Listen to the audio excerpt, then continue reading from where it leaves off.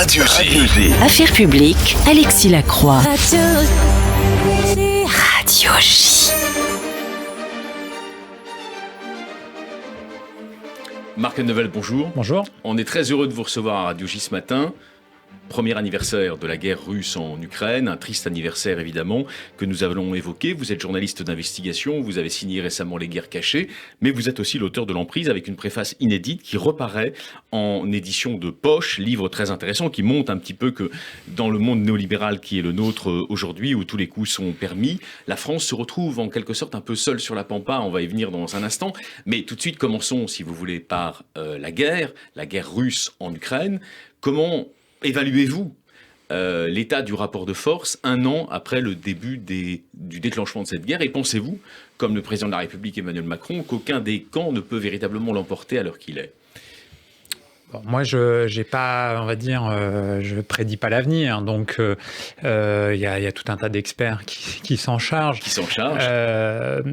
Une chose est sûre, c'est que l'avenir des Ukrainiens est finalement lié au soutien des Occidentaux au sens large.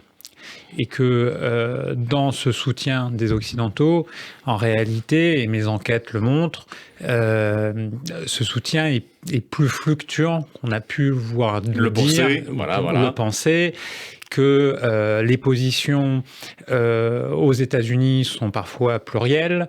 Il y a un débat, que ce débat-là est aussi entre alliés, entre partenaires européens, entre la France, l'Allemagne d'un côté et des pays comme la Pologne, par exemple, ou le Royaume-Uni, que ces positions-là, et notamment la position également du président Joe Biden, là, qui s'est rendu très récemment à Kiev, on le sait, mais derrière les soutiens médiatiques, symboliques, il y a la réalité, moi j'allais dire, des rapports de force, la réalité des soutiens, et les États-Unis doivent composer.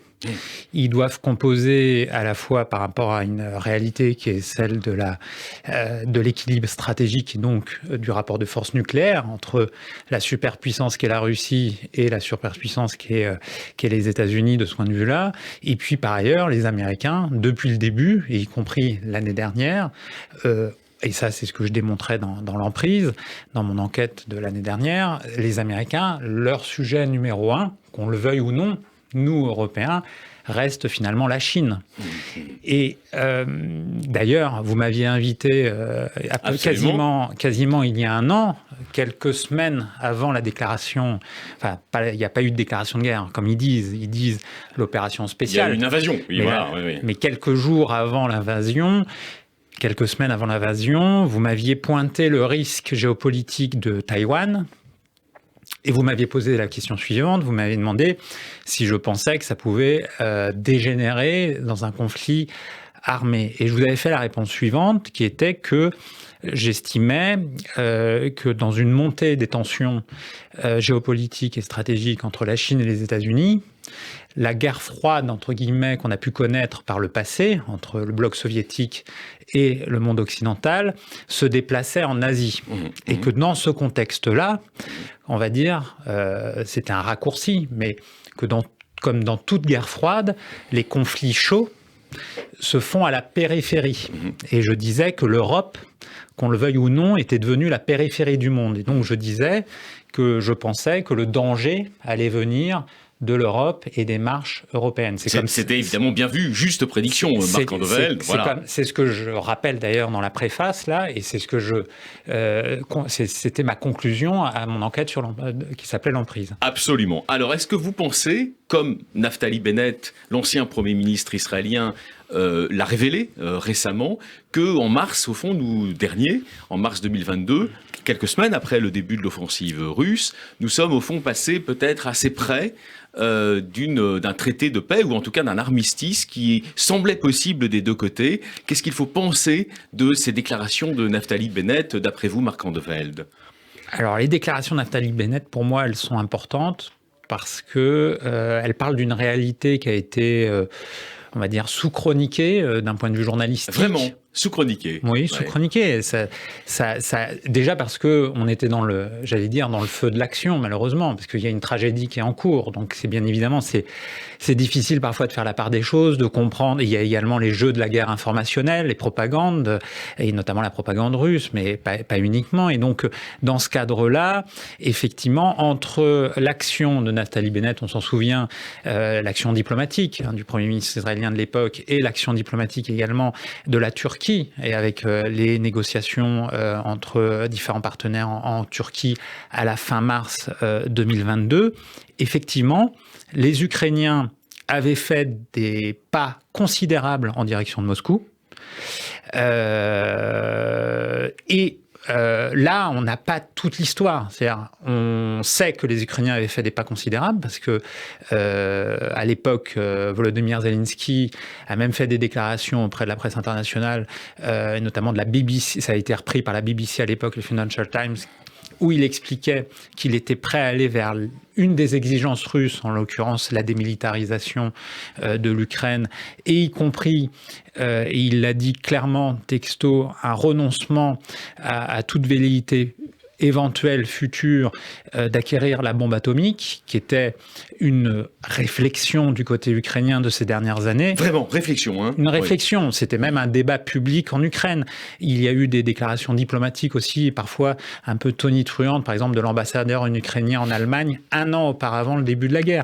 Oui, il y a eu une réflexion qui se comprend du point de vue ukrainien, c'est-à-dire d'assurer sa propre sécurité. La propre sécurité. Voilà. Notamment depuis le Maïdan, depuis 2014. Bien évidemment. Voilà. Et là, on revient à un élément qui a, de mon point de vue, été peu compris au départ par la diplomatie française, qui est que le fond de l'antagonisme principal entre les Ukrainiens et les Russes, bien évidemment qu'il y a le Donbass, bien évidemment qu'il y a cet enjeu-là du Donbass et des populations, et les enjeux territoriaux, mais un des antagonismes les plus profonds entre l'Ukraine et la Russie depuis la chute de l'Union soviétique, c'est finalement ce qui n'a pas été soldé autour de ce qu'on a appelé le mémorandum de Budapest. Et le mémorandum de Budapest... Vous pouvez nous rappeler de quoi il s'agit, Marc Novel, justement, voilà. Qui a été signé en 1994. Et en fait, en 1994, les Ukrainiens ont accepté à l'époque de rendre les ogives nucléaires qui étaient sur leur territoire, qui étaient les ogives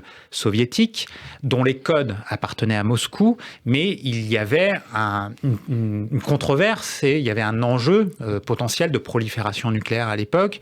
Et parce que l'Ukraine, en termes de nombre d'ogives nucléaires, était à l'époque potentiellement la troisième puissance nucléaire du monde.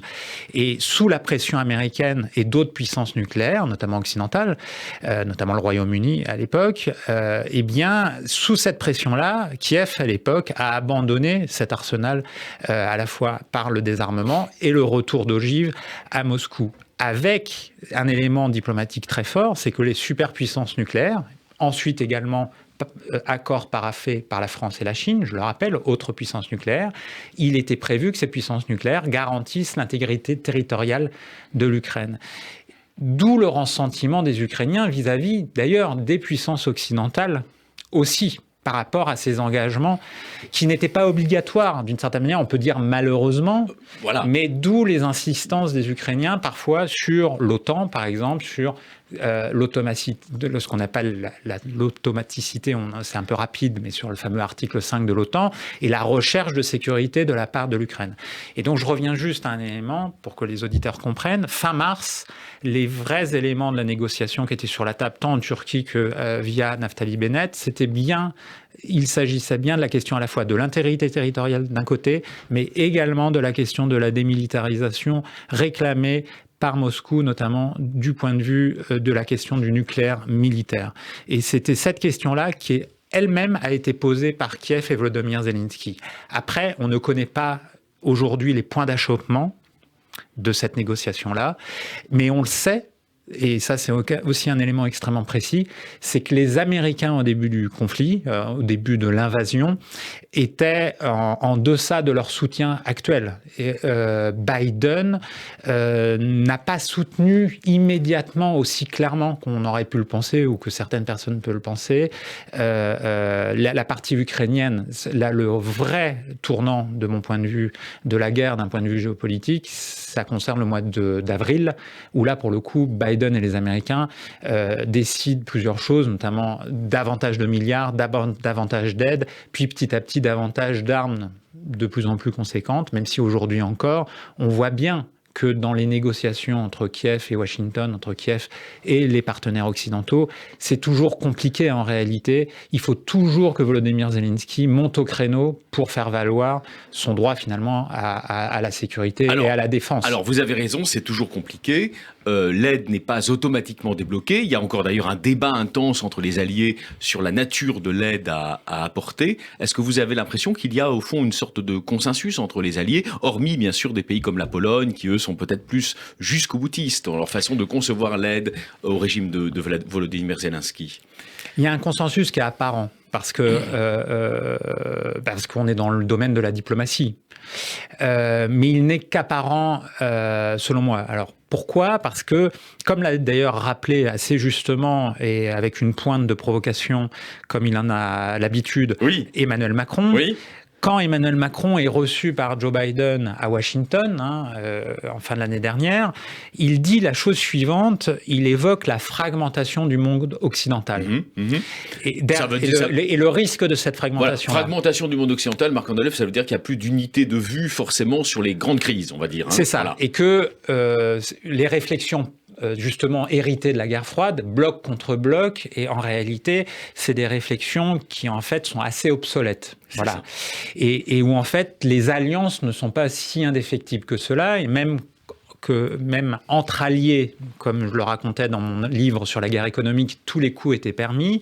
Et justement, ce que j'ai découvert, moi, en enquêtant, c'est que les positions américaines, géopolitiques, géostratégiques, du fait de la Chine notamment, divergeaient parfois de plus en plus clairement avec le point de vue de certains de leurs alliés. Tant la France, bon, ça c'est assez traditionnel, mais que de l'Allemagne, par exemple, parce qu'on l'a peu rappelé ces derniers mois, mais par exemple sur la question de la Chine, l'Allemagne a réitéré son engagement économique à l'égard de la Chine, aux grandes dames des États-Unis.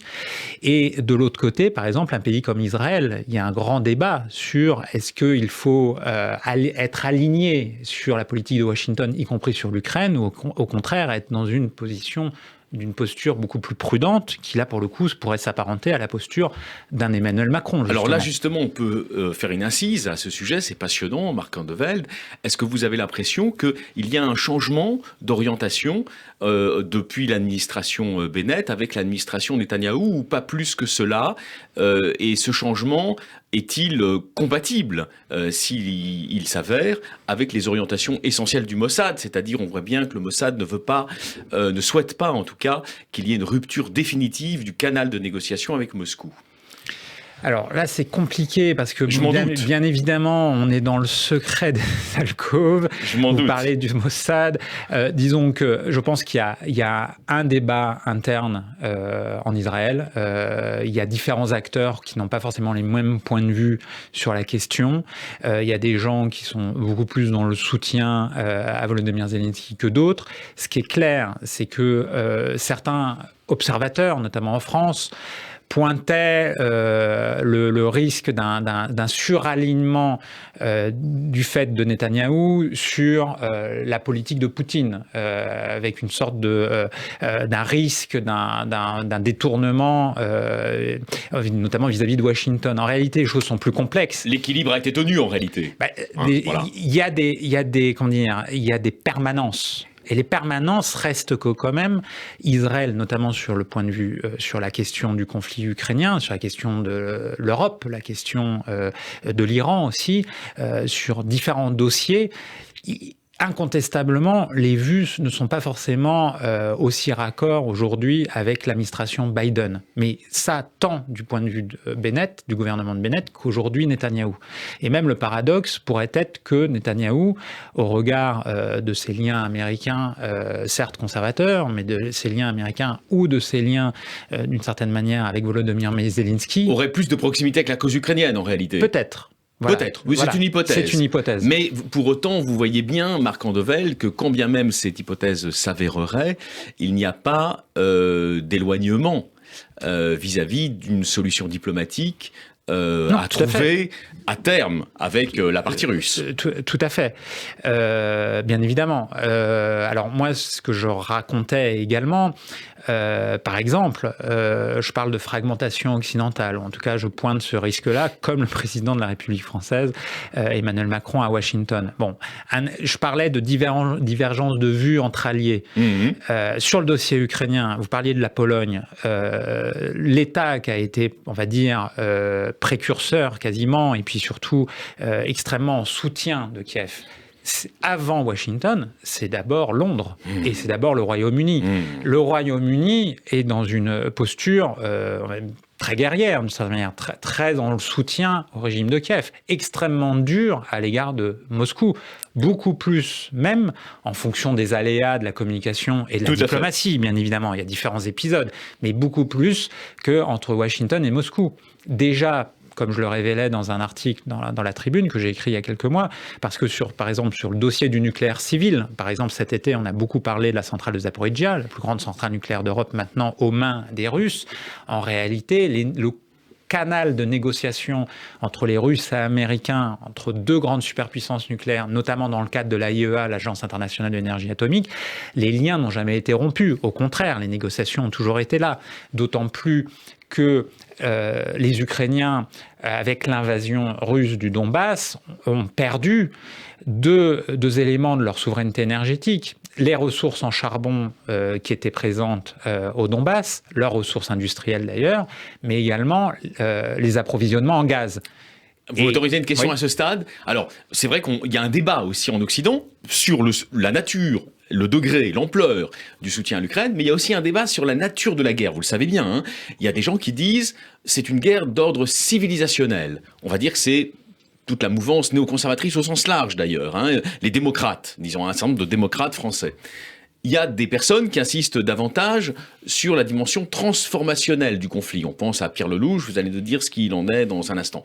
Et puis vous êtes, alors depuis les guerres cachées, vous êtes, disons, sensible à une autre dimension du conflit qui vous paraît très importante, qui est la dimension énergétique, au fond, de rivalité dans l'appropriation des énergies. Est-ce que les trois grilles de lecture, en quelque sorte, du conflit, vous paraissent néanmoins compatibles les unes avec les autres ? Moi, je suis journaliste, donc ce que je veux dire par là, c'est que je pense qu'en fait, ces grilles de lecture sont compatibles entre elles. Elles ne sont pas exclusives ou excluantes. C'est pas un jeu à somme nulle. Voilà. En l'occurrence. Ça se cumule. Donc, ça se cumule. Bien sûr que ça se cumule. Bien sûr que ça se cumule. Bien évidemment que ça se cumule parce que c'est un conflit à multiples enjeux. On parle de guerre sur plusieurs niveaux en réalité. Donc bien évidemment que ça se cumule, mais pour une éventuelle sortie du conflit. Et plus le conflit s'éternise, et plus il y a de morts, et plus donc il y a de haine, et plus il y a d'antagonisme, et ce qui est tout à fait compréhensible. Il vaudrait mieux prendre en compte la dimension énergétique qui est à la base, selon vous. Énergétique et tout simplement les rapports de force. De puissance à puissance. C'est ça. Bien évidemment. Vous nous alertez au fond contre une tentation qui peut exister dans le camp de tous ceux qui soutiennent l'Ukraine avec sincérité, hein, c'est-à-dire des millions de Français. De ne pas tenir compte de cette dimension de rivalité de puissance qui est aussi une dimension importante pour vous, Marc Landevelde. C'est ce que j'expliquais au début de notre entretien. Oui.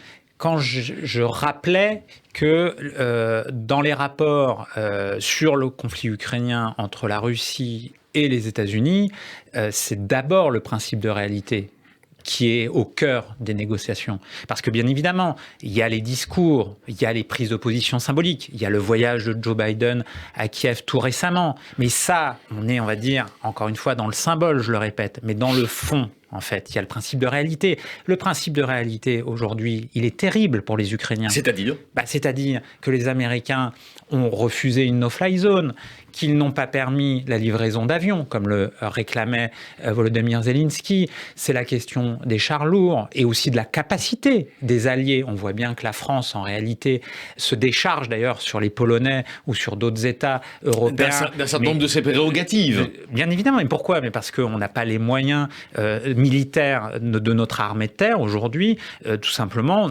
d'envisager même un envoi conséquent de troupes. Donc on voit bien qu'il y a de l'agitation diplomatique, il y a des rodomontades parfois un peu symboliques, des prises de position. Vous pensez à la conférence de Munich, pour vous, c'est une rodomontade symbolique ? Non, un peu plus quand même. Oui. Bien évidemment, mais voilà. je pense à certaines prises de position qui sont sûrement nécessaires, notamment pour faire prendre conscience aux populations des enjeux, mais derrière, il y a les principes de réalité, et notamment par exemple aux États-Unis, et encore très récemment, y compris en Pologne. Les Polonais ont dit qu'ils étaient prêts à transmettre leur MiG aux Polonais, mais seulement si dans le cadre d'une coalition internationale. Et donc, d'un côté, le principe de réalité pour Volodymyr Zelensky, c'est l'urgence. C'est l'urgence de combattre les forces russes. C'est les bombes qui tombent. Donc il est dans l'urgence. Et c'est une urgence, c'est la tragédie. Il y a des morts derrière. Bien sûr. Mais de l'autre côté... On est à plus de 130 000 morts à l'heure actuelle du côté ukrainien. De l'autre côté, c'est le principe de réalité qui fait que les MiG, comme promis par les Polonais, tout d'un coup, est conditionné à une coalition internationale. On en est loin aujourd'hui, quand je parle justement de divergence de vues, de principes de réalité. Par ailleurs, vous parliez de l'énergie. Une petite incise, parce qu'on n'a peut-être plus beaucoup de temps. On a encore 2 minutes et demie, voilà. C'était une question importante. La question de l'énergie... Qui est au cœur, je le rappelle, pour nos auditrices et nos auditeurs, de Guerre cachée, votre dernier livre, en fait. Dans Guerre cachée, je parle autant, effectivement, de l'énergie nucléaire, tant militaire que civile, liée au conflit ukrainien, que de l'énergie, notamment du gaz, et la question de toute la controverse qu'il y a eu autour de Nord Stream 2, entre autres.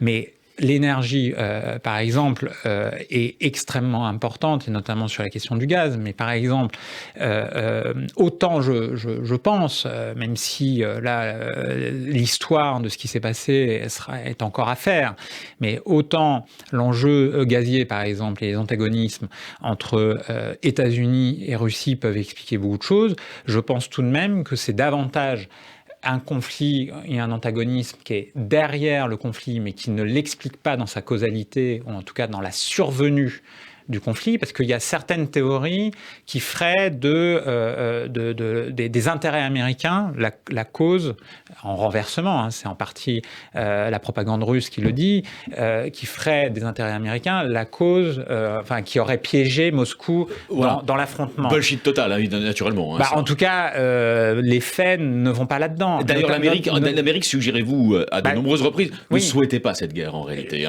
C'est les faits, en tout cas, de nombreux faits diplomatiques et stratégiques le montrent, et notamment, encore une fois, parce que, je le répète, l'administration Biden, comme d'ailleurs avant Trump, l'objectif et la crainte numéro 1 des États-Unis était et reste la Chine.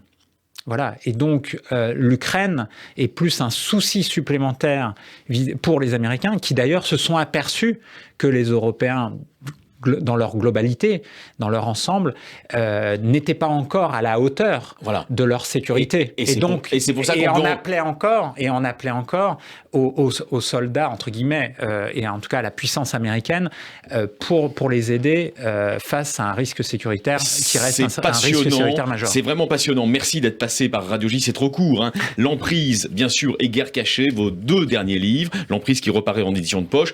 On comprend, on va vous écouter, que les États-Unis souhaitent quand même une sortie de crise à terme au cours de l'année 2023, ça paraît absolument évident. Merci beaucoup Marc Andevelde et très bonne fin de semaine. Merci à vous. Très bon Shabbat à vous. Merci.